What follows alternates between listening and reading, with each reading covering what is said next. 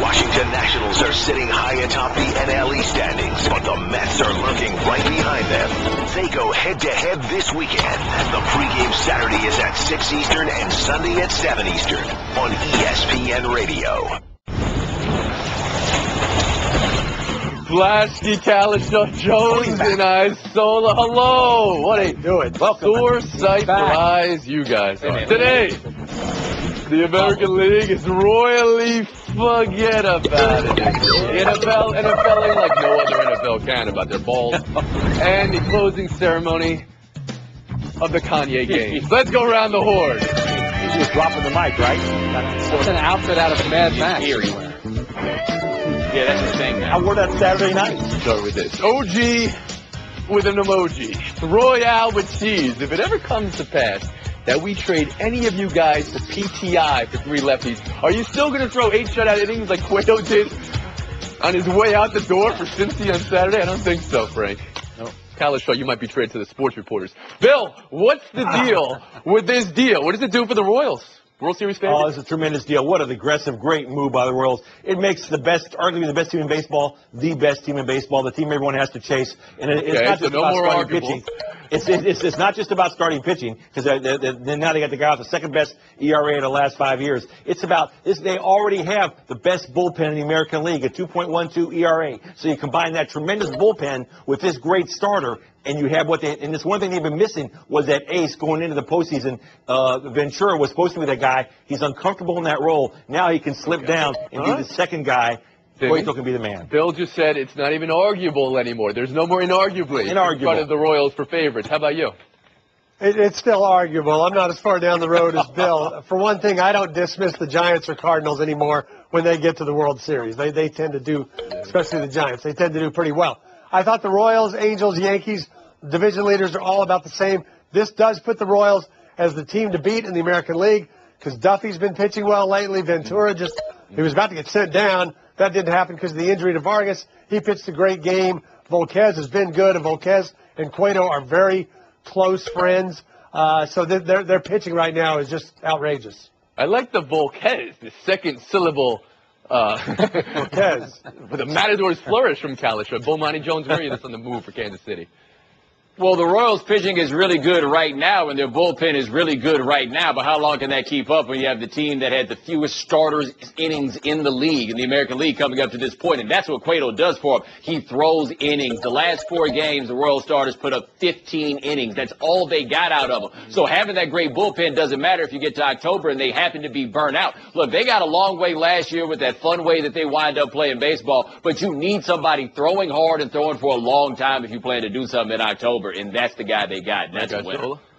You said it, Tony. He's the Royale who throws cheese, and it's somebody that they absolutely need. If you think about it, James Shields was a big part of this rotation. They never really adequately replaced him. Now they have a guy who's the ace of their staff, and even though his record this season, and this is why you can't always look at record, he's 7-6 with the Reds, but his ERA was under 3, and if you go back to the World Series last year, who beat them? A dominant starter, Madison Bumgarner. You need pitching to get through 3 rounds of baseball, and they did a great job. So everybody loves this move, understandably so. Bill Plaschke, was there a team that missed out on Cueto here? Well, yeah, I think the number one, the Dodgers. Of course, I'm going to say the Dodgers. I love to say the Dodgers have gotten him. I think the Yankees need a starting pitcher. The Yankees probably would win him as well. I think a couple of those teams did, and the Royals moved quicker than anyone else. Again, very aggressive, bold for a franchise that's long been dormant. Of course, there's also Cole Hamels out there. His response to being on the trade block, a no-hitter. And your Dodgers, Bill Plaschke, your Rangers, Tim Kalisha, front runners for Hamels here. This might have to turn into a cross your tips bet between Plaschke and Kalisha. For Plaschke to tip of the goatee, I guess. Kalisha, which team stands to gain the most with the addition of Hamels? Look, I think if the Rangers end up with him, I think that's more about 2016 when Darvish is back, when Perez and Holland presumably are healthy all year. It's like they would just be loading up on new pitchers for next season. As for right now, they're 4.5 out in the wild card, but there's 5 teams they got to pass. So I think it's a bigger deal for the Dodgers. If they can stack up Hamels behind what they already have, Koufax and Drysdale pitching 1 and 2, then I think they are finally going to get where they want to go. Bomani Jones. But, one thing we can't sell short about the Rangers is they've given up 451 runs this year, the second worst in the American League. They need somebody who can pitch, and if they're playing for the wild card, then getting Hamels, I think, is the move that winds up helping them out. The Rangers also have a statistical anomaly this year where they're so bad at home. They're 10 games under 500 at home. If they're going to be that bad at home, do you really think that winds up sticking out? You would think that would be the sort of thing that would improve as the sample gets larger. So if they add another arm and their weakness has been pitching, I think that they've got more to gain from having him than the Dodgers who already have those. The man who's in Texas covering the team thinks they're kind of out of it. The man who's in Miami just hanging out. Rangers are really in this wild card race. Frank, I saw that now you're going to nominate the Yankees, of course. So let's hear it. Of course. You want someone to be provincial, I'll be provincial. The New York Yankees absolutely need them. They don't have an ace, and that's something Cole Hamels could give them. You look at Sabathia, I'm not even sure he should be in the rotation. Tanaka, a perfect number 2 guy, and then Pineda, too inconsistent. So the Yankees, even though they have a pretty good lead and they've been terrific this season, going into the playoffs, to me, they don't have that ace. We know how left-handers do at Yankee Stadium. I don't believe the Yankees will get him, but they absolutely need him. They need him more than Bill's Dodgers. Do they have enough pitching there? Well, thank you. Just set the table for us. All right, bring it on home for us, Bo Plasky. How much is the Dodgers? If they had enough pitching, they'd have won the last 2 World Series, Frank. They don't have enough pitching. Everybody rips, including myself, Kershaw, for struggling the last 2 postseasons. It's because he had to take on extra workload because they didn't have enough pitching. Hamels is the difference in this team between the Dodgers, between a first-round loss and a World Series appearance. There's no question about that. The Dodgers can get to the World Series. So what will it take for the Dodgers to get Hamels here in the next 3 days? It's going to take a couple prospects. I thought could take Yasiel Puig, although they said they aren't going to trade him. I'm just throwing it out there. That it could take someone like Yasiel Puig, and I think that would be. Well, now that it's been thrown out there by Plasky, Kalashaw, Puig for Hamels, is that something either side should do? I still don't know about giving up on Puig, although the Dodgers have enough talent they can afford to do that. The Rangers can match him or even beat him in prospects. But I think the Rangers would want Monty, would help you with do the money Puig the for Dodgers Hamels? don't get. I got to say, Hamlin Puig on a winning team has proven to be difficult enough. Right. Hamlin Puig on a loser? Ooh, I don't know if I signed up for that. Isola? Yeah, they're rebuilding in Philadelphia, and, they're in a good position because now Hamels' value is high. I'm not doing Yasiel Puig. No. All right, Frank, let's talk about your Alex Rodriguez now. This is the man you wanted in the All-Star game 3 months ago. And now, Saturday, 3 home runs. His season of reincarnation continues. It's his 40th birthday today, Frank. Are you giving him your newfound appreciation, a raised eyebrow, or a Centaur oil painting of yourself? I thought you were going to ask me to sing happy birthday to A-Rod. He's been terrific. And here's the thing. Everyone's going to get very cynical, and I get it. Since turning 40, Barry Bonds has the most home runs, 79. But you look at that list, Carlton Fisk at 72. Darrell Evans is on that list. The great Carl Yastrzemski is on that list. Dave Winfield. Nobody was talking steroids when those guys were hitting a ton of home runs after they turned 40. So why are we going to be suspicious about A-Rod in this case? I actually have his back in this one. Bill Plaschke? It's not cynical, Frank. It's realistic. Have you been asleep for the last 10 years? If A-Rod was not on, if there's no steroids in his past at all, we would all think he was on steroids right now because of baseball's history. I as a baseball writer, am not going to be fooled again. I love watching him. It feels very good to watch. It's a very cool story, very heartwarming story. But my breath is held, as should everyone who follows this game's breath should be held, and hope that he gets through this and everything's clean. Tim Kalashaw, what do you think of what Plaschke just said? Well, I have to raise an eyebrow, too. A-Rod's back in Texas tonight for his birthday, where he spent 3 glorious seasons. Nothing went wrong there as far as I can remember. But, you have to raise an eyebrow. I mean, I would like to think he's going to end his career with a feel-good story that puts a nice bow on a rather difficult career to even try to categorize. But he's hit more 450-foot home runs than any player in the American League. You do start wondering how in the world is this happening. You have to ask that question. I thought the tide had turned here, and everyone thought he had humbled himself properly, and then there was the whole donation to charity. And Monty Jones, where are you on A-Rod today? All right, on one level, I feel very good for him because he's a dude who tried so hard to make everybody like him and in turn wound up making everybody dislike him. He hit the rock bottom of that, and now here we are talking about how much we like A-Rod again, which I'm sure makes him feel good. So I do feel good about him for that one. On the other hand, he never failed a drug test before. Like, the only thing he really needed to do to stay out of trouble based on the biogenesis thing is get you a new phone and start paying with cash. That was the only thing that had to change. In fact, all those biogenesis guys are are still balling. What are you All saying of them here, are. Money? I'm saying that if I was using and I never failed a drug test before, I'd stop doing the thing that got me caught. And it wasn't using that got him caught. It was the paper trail. So you can keep believing these sorts of things if you want, but all those guys that got caught up there, baseball still tests for steroids, right? They're still testing here. Yeah, and the cheaters will always be ahead just because of the nature of the game. Always ahead of the testers. Always. Frank, you want a last word here? He's finally healthy. He missed a year of baseball. Remember, he had hip surgery. He's finally healthy. Then he's a big-time athlete. Why can't he? He doesn't have 40 home runs. Who gets finally healthy at 40? I did. This way. I did. Wow. Here it was. We started the week with so much optimism. Thank you very much, guys. All right, we're going to put a bookmark in it for now. Buy ourselves next. And still ahead, NFL Balls getting a security detail, which is the chastity belt of a new generation. Stick around. Geico presents Strange Saving Stories. Astronomers detected an interstellar transmission. It stated, Geico, 15 minutes could save you 15% or more. The implications were staggering. Was the cosmos telling us we could all save hundreds on car insurance with Geico? Or did their radar merely pick up a signal from the nearby Rufus and Clyde's morning show? We may never know. Geico. 15 minutes could save you 15% or more on car insurance. Buy or sell. Here's the response from Pro Football Hall of Fame President David Baker to criticism over the not allowing of Junior Seau's daughter to speak at the podium in 2 weeks for his induction. Existing policy since 2010, she will still have a role speaking over video. Now here's Sidney Seau. I just want to give the speech he would have given. It wasn't going to be about this mess. My speech was solely about him.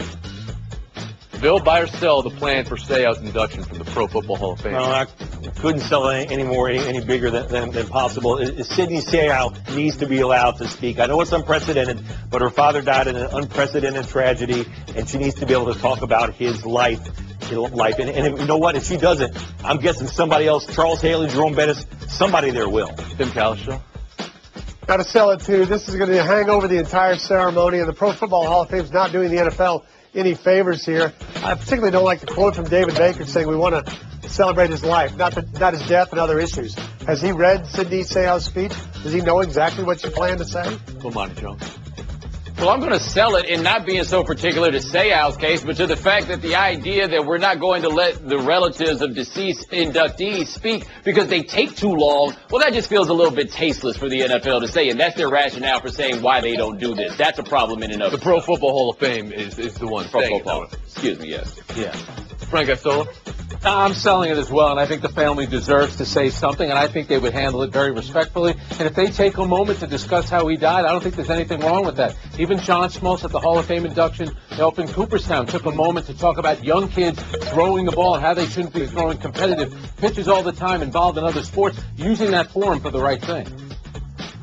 Buy or sell too, Team USA basketball minicamp in Las Vegas in 2 weeks. And the condition here being, if you want to play in next year's Olympics, you got to show up to Vegas in 2 weeks, even if you're hurt. Like Love, like Durant, like Anthony, like everybody. Kalisha, buy or sell, USA basketball's stand here.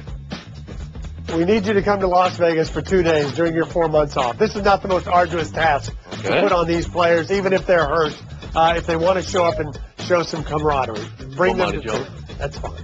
Well, it is really hot out there, Tim. You can't forget that part. But I am, in fact, going to buy it. And the reason I got to buy it is this is... yeah, I mean, still. It's a post-2004 initiative. After everything went so bad in Athens, they wanted guys to participate more and be part of the program more. This is part of it. Frank Isola? Yeah, absolutely. Twist my arm for 3 days in the middle of the week in August. I got to show up to Vegas so I can get a free trip to Brazil next summer. That's a real tough one. I give the players a lot of so we've got 3 dreams. buyers here, and I like how it went from 2 days for Kalisha to 3 days for Isola. How about you, Bill? I'm buying it. It's got nothing to do with the location. It's all about the bonding. This works. Colangelo and Coach K, since they came in and enforced this turned them from a group of mercenaries who really didn't seem to want to play together to a team. And that's really important to this country to represent us as a team. This works. 4 buyers. Fine. We'll move on. Buyers sell 3, USMNT.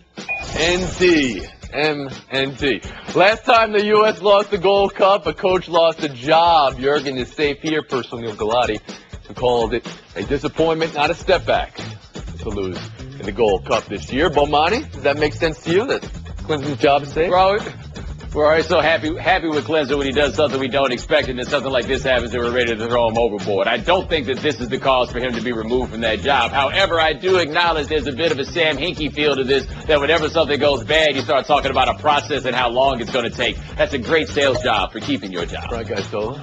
And, Tony, one thing you left out, Bob Bradley lost his job when he lost the Gold Cup final to Mexico. This was losing to Jamaica and Panama. I definitely think that Klinsmann is on the clock, but I don't think they're ready to get rid of him just yet. Flash. Bad losses. Remember, he used the lineup that he hadn't used since February in this game. He's trying out new things. Bottom line, it's all about the World Cup. He got out of the round of 16 last time. He deserves a chance to go back to the World Cup and do better next time. Galashaw. This may surprise you, Tony. I'm not going to get too worked up about a knockout stage defeat in the Gold Cup. I still think what he's done when they play good team from Germany, good team from Netherlands, win those games, no matter what's at stake in those games, I think that's enough for him to move forward. Still in play, of course, the Confederations Cup when they take on Mexico in October. Then you guys can give us your soccer brilliance again. But Monty Jones, what are you looking for? I guess what happens what happens is when you win the dressing contest, you got to let the other guys win something else. I can't take all the trophies home. You know what I mean? I came prepared for that today. Come on. Galashaw, Sola, and Plasky. Lightning round next. Later, more credit for Mike Trout for hitting a grand slam off of a Major League pitch, or more credit for this guy for catching that Mike Trout grand slam in a trout net. And now, for Geico's edition of Stuff Found in Your Car, we go inside your side door pocket. Hello, yes, the crumpled receipt with gum in it. From your anniversary dinner, you sprang for expensive wine, your server was Beth. That dinner was a couple $100. Money you could get back if you switched to Geico and saved hundreds of dollars on your car insurance. I bet you'd save that receipt. Frame it even. But really, where did I go wrong? Was it the corkage fee? Geico. 15 minutes could save you 15% or more on car insurance. Visit geico.com today. Here's the NFL's plan for keeping closer tabs on footballs this year. Primary balls, backup balls, number balls, security detail for balls, PSI out the wazoo. Plasky, what do you think?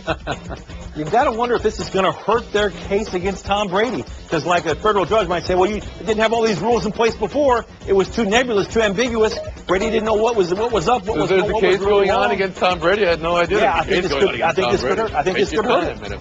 How about you, Galashaw?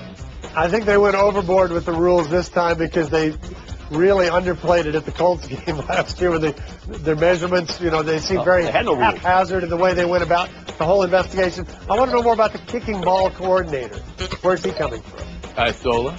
What took you so long? The NFL makes a ton of money. Put one guy on one sideline, one guy on the other sideline, monitor all the footballs. I don't think it's that big of a deal. It's something that should have been done years ago. Okay, but does anybody think they have now more rules? There are more rules to break and try to get around and try to... No? Okay. I think we're done. Lasky, I want you to give some information on this next story. This is a quote from Josh Smith that implied $6.9 million next year will be hard on his family. He just signed with the Clippers. You were there when he said this. Is anything to see here? It's really tough. I was there at the press conference when he said those quotes last week. I wrote about it immediately afterward, and I ripped him for it. I just said, yeah, how you can't live on $6.9 million. What you said was insensitive, and it sounded like, you know, some awful egotistical act. Is it possible you're talking about being away from his family? I got an email the next day from a couple people saying, wait a minute, you misunderstood the quote.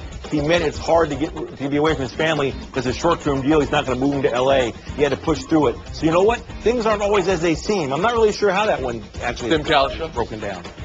Yeah, it sounds bad. I mean, we spend too much time thinking about how much individual players make when we don't concentrate on these teams that are just floating in money, and we don't really worry about that. Players are best not to say anything about their salaries. This just didn't sound right. Didn't sound right. It kind of reminds me of Kenny Anderson, the 99 lockout, when he said, times are getting tough, I may have to sell one of my Mercedes-Benzes. And I like Kenny Anderson. He kind of misspoke. I think Josh Smith is a good guy. I think he just kind of misspoke right here. All right, second elimination, Bill Flashko. This is fine for you because last week when I was on vacation, Pablo was hosting. You got your 300th win, so that's nothing wrong with that, right? 300 is still out there, Tony. Just want to remind you. I thought Tori was well. Oh no! I haven't gotten it. No, I haven't gotten it yet. No. We're gonna get there. I'll get it today. Galashaw Sola. Showdown next. 2 enter, only one will leave. Straight ahead, Red Lightning, and Trout Net, and this Kanye heave. No time for jibber jabber. It's Kalishaw solo and Showdown, and it's this Mike Trout Grand Slam into the Trout Net. Who deserves more credit here, Kalishaw? The man who hit the home run or the man who caught the home run? Give me the Trout Net. Mike Trout hits 2 or 3 home runs a week. This is nothing new for him at this current pace. How do you know where to be with the Trout Net? He was in perfect position. Those fish nets are all over the place, Tim. The bottom line is that Mike Trout found the net. This is the equivalent of the fish jumping into the boat. What do you know about fish nets, Frank Isola? Boy, Tim Kalishaw. Showdown 2, Florida State. Red Lightning. You guys know Red Lightning, huh? Well, he's going pro. He's joining the Falcons. Also making an exit, Kanye, from the Pan Am games with the mic toss. Frank, more noteworthy exit.